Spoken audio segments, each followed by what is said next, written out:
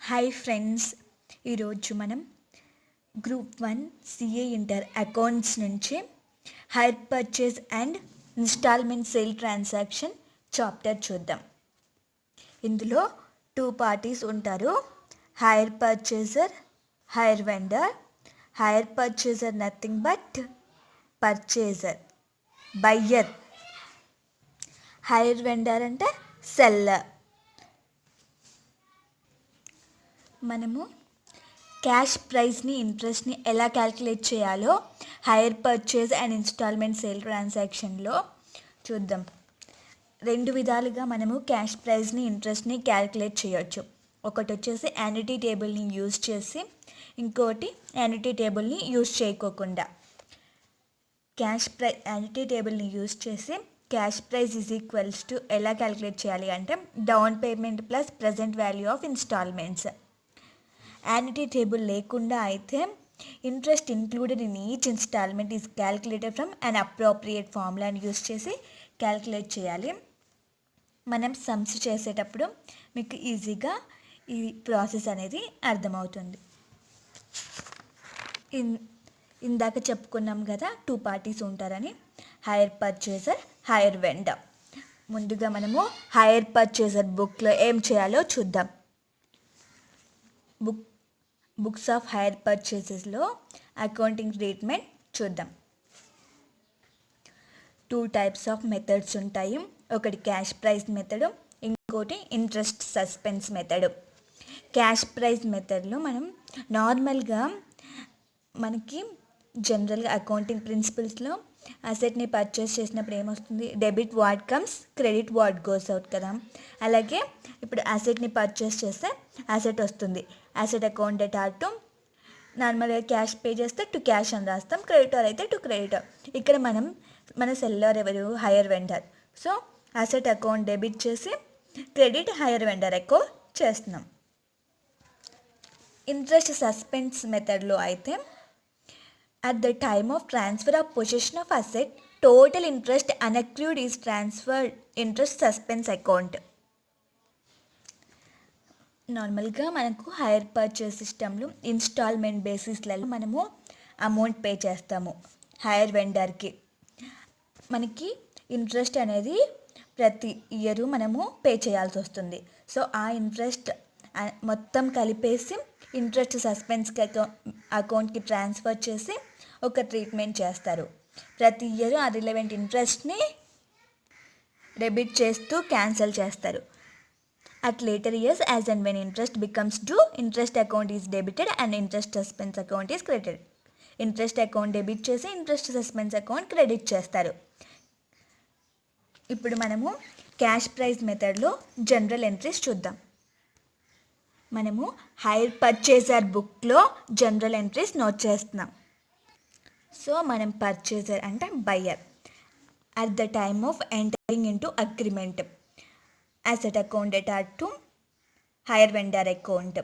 మనం first starting enter అయ్యి మనం అసెట్ని పర్చేస్ చేస్తున్నప్పుడు ఎంట్రీ ఫుల్ క్యాష్ ప్రైస్ మొత్తం నోట్ చేయాలి అసెట్ అకౌంట్లో. డౌన్ పేమెంట్ ఈజ్ అంటే స్టార్టింగ్ కొద్దిగా అమౌంట్ పే చేస్తామన్నమాట. అలా మనం స్టార్టింగ్ అమౌంట్ ఏదైనా పే చేస్తే ఎవరికి పే చేస్తున్నాం, hire vendor. So hire vendor account data to cash. Next installment. When installment become due, మనం ఇన్స్టాల్మెంట్ పే చేసే టైం వచ్చినప్పుడు, మనం ఇంట్రెస్ట్ డ్యూ ఉన్నప్పుడు ఏమెంట్రీ రాస్తామంటే interest account data to hire vendor account. Interest వచ్చేసి outstanding balance.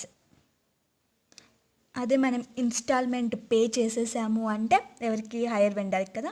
So hire vendor account data to bank. Next అలాగే మనము అసెట్ కాబట్టి అసెట్స్ అనేవి వాటికి అన్నిటికీ డిప్రిషియేషన్ అనేది మనం నోట్ చేయాలి. సో ఏ అసెట్ అయినా, సో డిప్రిసియేషన్ అసెట్కి ఛార్జ్ చేసినప్పుడు ఏమెంట్రీ depreciation account data to asset account. Last final entry వచ్చేసి మనం ఇంట్రెస్ట్ని, డిప్రిషియేషన్ని క్లోజ్ చేయాలి. సో క్లోజింగ్ ఎంట్రీ వచ్చేసి PNL account data to interest account depreciation account. మనం జనరల్గా ఇంట్రెస్ట్ని డిప్రిషియేషన్ని దేనికి చార్జ్ చేస్తాం? ప్రాఫిట్ అండ్ లాస్ అండ్ అకౌంట్కి ట్రాన్స్ఫర్ చేస్తాం. So profit and loss account data to interest account to depreciation closing entry. ఇప్పుడు మనము ఇంట్రెస్ట్ సస్పెన్స్ అకౌంట్లో అకౌంటింగ్ ట్రీట్మెంట్ ఎలానో జనరల్ ఎంట్రీస్ చూద్దాం. జనరల్గా మనం క్యాష్ ప్రైస్కి ఎలా రాస్తామో అసెట్ని పర్చేస్ చేసినప్పుడు, అలానే asset account data to hire vendor account. Next ఇందులో ఇంట్రెస్ట్ సస్పెన్స్ కాబట్టి టోటల్ ఇంట్రెస్ట్ పే చేసినదంతా హైయర్ పర్చేస్ ఇంట్రెస్ట్ సస్పెన్స్ అకౌంట్కి డెబిట్ చేయాలి. టోటల్ ఇంట్రెస్ట్ని మనం డెబిట్ చేయాలి to hire vendor account. Down payment pay చేసినప్పుడు సేమ్ మనం క్యాష్ ప్రైస్ మెథడ్లో ఎలా ట్రీట్మెంట్ చేస్తున్నామో అలానే ఇక్కడ కూడా డౌన్ పేమెంట్కి hire vendor account data to bank same యాజిటీస్గానే వస్తాయి. ఇంట్రెస్ట్ సస్పెన్స్ ఇది మాత్రమే చేంజ్ అవుతుంది. నెక్స్ట్ ఇక్కడ మనము ఇంట్రెస్ట్ సస్పెన్స్ అకౌంట్ టోటల్ ఇంట్రెస్ట్ని మనము డెబిట్ చేసాం కాబట్టి ఆ రిలవెంట్ పీరియడ్ వచ్చినప్పుడు, ఇన్స్టాల్మెంట్ రిలవెంట్ పీరియడ్ వచ్చినప్పుడు ఇంట్రెస్ట్ అకౌంట్ని డెబిట్ చేసి ఇంట్రెస్ట్ సస్పెన్స్ అకౌంట్ని క్రెడిట్ చేయాలి. ఇక్కడ వచ్చేసి ఆ రిలవెంట్ పీరియడ్ ఇంట్రెస్ట్ మాత్రమే డెబిట్ చేయాలి. టోటల్ ఇంట్రెస్ట్ కాదు, రిలవెంట్ పీరియడ్ ఇంట్రెస్ట్ మాత్రమే డెబిట్ చేయాలి. నెక్స్ట్ ఇన్స్టాల్మెంట్ పే చేసినప్పుడు hire vendor to bank. Depreciation charge చేసినప్పుడు depreciation account data to asset account. Closing interest and depreciation closing వచ్చేసి పిఎన్ఎల్కి ప్రాఫిట్ అండ్ లాస్కి ట్రాన్స్ఫర్ చేస్తారు కాబట్టి profit and loss account data to interest account to depreciation account. Books of hire పర్చేజర్లో 2 methods చూసాం, cash price method, interest suspense method. ఇప్పుడు books of hire వెండర్లో sales method, interest suspense method చూద్దాం. అక్కడ మనము క్యాష్ ప్రైస్ మెథడ్ చూసాం, purchase చేసాం. ఇక్కడ సేల్ మెథడ్ ఏం వెళ్తున్నాయి? గూడ్స్ ఇచ్చేసి మనకి క్యాష్ వస్తుంది. సో ఇక్కడ మనకి హైయర్ పర్చేసర్ అకౌంట్లో full cash price, hire purchaser దగ్గర నుంచి క్యాష్ వస్తుంది. కానీ ఇంకా రావట్లేదు ఇక్కడ మనం ఇన్స్టాల్మెంట్ వైజ్గా కదా రిసీవ్ చేసుకునేది. సో హైయర్ పర్చేసర్ని డెబిట్ చేసాము. So to sales account, sale చేసాం కదా, టు సేల్స్. జనరల్ నార్మల్గా ఎంట్రీస్ మనం నేర్చుకొని ఉంటాం కదా, నార్మల్ ఎంట్రీస్ అలానే ట్రీట్మెంట్ ఉంటుంది. డౌన్ పేమెంట్ రిసీవ్ చేసుకున్నప్పుడు మనం సేల్ చేయడం వలన వాళ్ళు ఇస్తున్నారు కాబట్టి మనం తీసుకుంటున్నాం. మనకి ఏమి ఇస్తున్నారు? అమౌంట్, మనీ ఇస్తున్నారు. So bank account debit to hire purchaser account. Installment becomes due, installment due అయినప్పుడు hire purchaser account data to interest account. Hire purchaser మనకి ఇంట్రెస్ట్ పే చేయాలి అని. When amount of installment is received, మనకి receive చేసుకున్న తర్వాత ఏం రాస్తాము? మనం రిసీవ్ చేసుకుంటున్నాము అంటే బ్యాంక్ అకౌంట్, క్యాష్ రిసీవ్ చేసుకున్నాం, లేదా bank account to hire purchaser account, ఎవరి దగ్గర నుంచి? Hire purchaser. Next closing interest అకౌంట్ని క్లోజ్ చేస్తున్నాము అంటే interest account data to PNL account. Interest account data to మనము క్లోజ్ చేస్తున్నాము అంటే కనుక ప్రాఫిట్ అండ్ లాస్ అకౌంట్కి ట్రాన్స్ఫర్ చేస్తున్నట్లు. ఇంట్రెస్ట్ దేనికి? జనరల్గా ఇంట్రెస్ట్ మనం ఎక్కడ నోట్ చేస్తాము? ఫినాన్షియల్ స్టేట్మెంట్లో, ప్రాఫిట్ అండ్ లాస్ అకౌంట్లోనే కదా, డెబిట్ సైడే కదా. సో ప్రాఫిట్ అండ్ లాస్ అకౌంట్కి మనం ట్రాన్స్ఫర్ చేసి క్లోజ్ చేస్తాం. For closing hire purchaser sales అకౌంట్ని క్లోజ్ చేసేటప్పుడు మనం సేల్స్ ఎక్కడ రాస్తాము? ట్రేడింగ్ అకౌంట్లో. So hire purchaser sales account data to trading account. ఇప్పుడు మనం ఇంట్రెస్ట్ సస్పెన్స్ మెథడ్ ఎలానో చూద్దాం. హైయర్ వెండర్ బుక్స్లో when goods are sold and delivered, goods sale చేసినప్పుడు hire purchaser account data to ఇక్కడ క్యాష్ ప్రైస్, టోటల్ ఇంట్రెస్ట్ కూడా, interest suspense మెథడ్లో మనం ఇంట్రెస్ట్ ముందే నోట్ చేస్తాము టోటల్ ఇంట్రెస్ట్ని. So to hire purchaser sales account to interest suspense account ఇలా credit చేస్తాము. హైర్ పర్చేజర్ అకౌంట్లో డెబిట్లో క్యాష్ ప్రైస్, ఇంట్రెస్ట్ టోటల్ కలిపి రాస్తాము. క్రెడిట్లో hire purchaser sales account to interest suspense account. జనరల్గా అయితే మనం సేల్ చేసినప్పుడు hire purchaser account data to sales account అని రాస్తాము. కానీ ఇక్కడ ఇంట్రెస్ట్ సస్పెన్స్ మెథడ్లో మనం ఇంట్రెస్ట్ని ముందుగానే నోట్ చేస్తున్నాం కాబట్టి ఇంట్రెస్ట్ని కూడా ఇంక్లూడ్ చేసి నోట్ చేస్తాం. డౌన్ పేమెంట్ లేదా ఇన్స్టాల్మెంట్ రిసీవ్ చేసుకున్నప్పుడు bank account data to hire purchaser account. For interest of the relevant account period, మనం ఆల్రెడీ ఇంట్రెస్ట్ని నోట్ చేసాము కాబట్టి ఆ పీరియడ్ వచ్చినప్పుడు ఆ పీరియడ్ ఇంట్రెస్ట్ని మనము క్రెడిట్ చేసి ఇంట్రెస్ట్ సస్పెన్స్ అకౌంట్ని డెబిట్ చేసి మనము నోట్ చేస్తాం. ఆల్రెడీ నోట్ చేసాం కాబట్టి దానికి రివర్స్ ఎంట్రీ. క్లోజింగ్ ఇంట్రెస్ట్ అకౌంట్ని క్లోజ్ చేసేటప్పుడు మనం జనరల్గా ఇంట్రెస్ట్ని ప్రాఫిట్ అండ్ లాస్ అకౌంట్లో ట్రాన్స్ఫర్ చేస్తాం కాబట్టి interest account data to profit and loss account. Sales అకౌంట్ని క్లోజ్ చేసేటప్పుడు మనం సేల్స్ని ఎక్కడికి ట్రాన్స్ఫర్ చేస్తాము? Trading account. సేమ్ యాజ్ టీజ్గా మనకి ఇక్కడ ఎంట్రీస్ సేమ్గానే వస్తాయి. సేల్స్ మెథడ్లో ఇంట్రెస్ట్ సస్పెన్స్ మెథడ్. ఒక్క interest suspense method interest entry దగ్గర మనకి కొంచెం చేంజ్ వస్తుంది. ఆ ఇంట్రెస్ట్ రిలవెంట్ అకౌంట్ ఒక్కటే మనకి కొద్దిగా చేంజ్. ఇప్పుడు మనం రిపోజిషన్ చూద్దాం. రిపోజిషన్ అంటే ఎప్పుడైనా హయ్యర్ పర్చేజర్ తను తీసుకున్న అసెట్కి ఇన్స్టాల్మెంట్లో అమౌంట్ పే చేస్తూ ఉంటారు కదా, పే చేయలేని స్థితిలో ఉన్నప్పుడు అతను హైయర్ వెండర్ తన అసెట్ని తీసుకునేస్తాడు. కంప్లీట్గా తన అసెట్ని తీసుకునేది కంప్లీట్ రిపోజిషన్. లేదంటే తను కొద్దిగా పే చేశారు కదా కొన్ని ఇన్స్టాల్మెంట్స్, ఆ ఇన్స్టాల్మెంట్ని బట్టి తీసుకోవడంని పార్షియల్ రిపోజిషన్ అంటారు. ఇప్పుడు 3 కార్స్ ఇచ్చారు అనుకోండి, అందులో తను కొద్దిగా ఇన్స్టాల్మెంట్స్ పే చేశారు కాబట్టి 2 కార్స్ని హైయర్ పర్చేజర్కి ఇచ్చి 1 కార్ని తీసుకోవడం అలా. ఇప్పుడు కంప్లీట్ రిపోజిషన్లో హైయర్ పర్చేజర్ బుక్లో, హైయర్ వెండర్ బుక్లో ట్రీట్మెంట్ ఏమవుతుందో చూద్దాం. ఫస్ట్ మనం ఏం రాస్తాము? నార్మల్గా ఎంట్రీలో అసెట్ని పర్చేస్ చేసినప్పుడు asset account data to hire vendor రాస్తాము. తను తీసుకెళ్ళిపోతున్నారంటే రివర్స్ చేయాలి కదా, so hire vendor account data to hire purchaser asset account. Amount is balancing in the hire vendor account. Automatically hire vendor account అనేది క్లోజ్ అయిపోతుంది. Remaining balance in the hire purchaser asset account should be transferred to P&L account. So the higher purchaser asset account is closed. Hire purchaser asset అకౌంట్లో ఏదైనా balance ఉంది అంటే అది P&L అకౌంట్కి transfer అవుతుంది. So hire purchaser asset అనేది close అయిపోతుంది. ఇది బుక్స్ ఆఫ్ హైయర్ పర్చేజర్లో. ఇప్పుడు బుక్స్ ఆఫ్ హైయర్ వెండర్లో ట్రీట్మెంట్ చూద్దాం.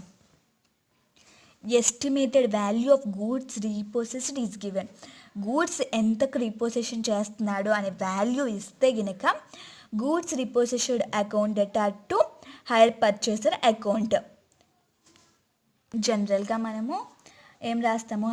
సేల్ చేసినప్పుడే hire purchaser account data to hire purchaser sales account. ఇప్పుడు మనం తీసుకుంటున్నాము కాబట్టి హైయర్ పర్చేజర్ అకౌంట్ని క్రెడిట్ చేస్తున్నాము. గూడ్స్ ఏం తీసుకుంటాం? గూడ్స్ రీపోసెస్ చేసుకుంటాం కాబట్టి డెబిట్ చేస్తున్నాము. ద రిమైనింగ్ బ్యాలెన్స్, ఏదైనా రిమైనింగ్ బ్యాలెన్స్ ఉంటే అది ట్రాన్స్ఫర్ టు P&L అకౌంట్కి ట్రాన్స్ఫర్ అవుతుంది. సో అలా హైయర్ పర్చేజర్ అకౌంట్ అనేది క్లోజ్ అవుతుంది. ఇక్కడ estimated value of goods repossessed ఇచ్చినప్పుడు, అదే ఇవ్వనప్పుడు అయితే కనుక goods repossessed account data to hire purchaser account, amount is balancing figure in hire purchaser account. Hire purchaser అకౌంట్లో బ్యాలెన్స్ అమౌంట్ ఎంత ఉంటే అంత నోట్ చేస్తాం.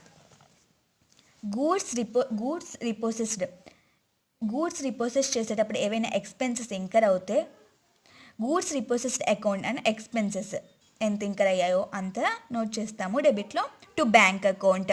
For sale of goods repossessed sale చేసినప్పుడు bank account data to goods repossessed account. The remaining balance in goods repossessed account should be transferred to P&L. మనము ఇప్పుడు complete repossession చూస్తాం books of hire పర్చేసర్లో, books of hire వెండర్లో.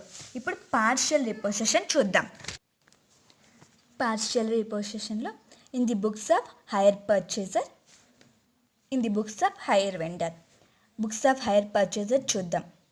For repossession జరిగినప్పుడు goods entry ఏంటంటే hire purchaser బుక్లో reverse ఎంట్రీనే నార్మల్గా మనం నోట్ చేసాం కదా ఇందాక కంప్లీట్ రిపోజిషన్లో. అలాగే hire vendor account data to hire purchaser asset account. Amount అనేది agreed value of asset repossessed. ఎంత అమౌంట్ అగ్రీ అయ్యారో, పార్షియల్ రిపోజిషన్ కదా, సో ఎంత అమౌంట్ వాళ్ళు క్యాల్కులేట్ చేసుకున్నారో అంత amount. The remaining balance in the hire vendor account should be carried forward. ఏదైనా remaining balance ఉంటే హైర్ వెండర్ అకౌంట్లో అది క్యారీ ఫార్వర్డ్ అవుతుంది. The remaining balance in the asset account is not the closing balance. Asset అకౌంట్లో ఏదైనా balance ఉంది అంటే కనుక అది క్లోజింగ్ బ్యాలెన్స్ కాదు. Recognise profit or loss on asset repossessed and it should be transfer to PNL account. అది profit loss calculate చేసి దాన్ని పిఎన్ఎల్ అకౌంట్కి ట్రాన్స్ఫర్ చేయాలి. Profit or loss difference between book value minus agreed value. Book వాల్యూకి agreed వాల్యూకి డిఫరెన్సే profit లేదా loss.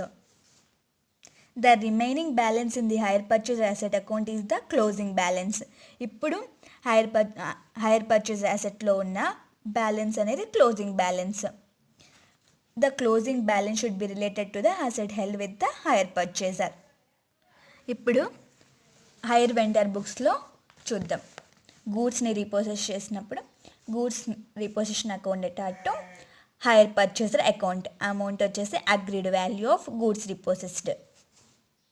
Remaining balance అనేది hire purchaser account should be carried forward. Goods repossessed expenses incurred on goods repossessed. Goods repossessed account data to bank account. ఎక్స్పెన్సెస్ని debit చేసి బ్యాంక్ని cash లేదా bank credit చేస్తారు. సేల్స్ గూడ్స్ రిపోసెస్డ్ సేల్ చేసినప్పుడు bank account data to goods repossessed account sales వాల్యూకి. Remaining balance in goods repossessed should be transfer to PNL. ఏదైనా remaining balance ఉంటే అది పిఎన్ఎల్కి ట్రాన్స్ఫర్ చేస్తారు.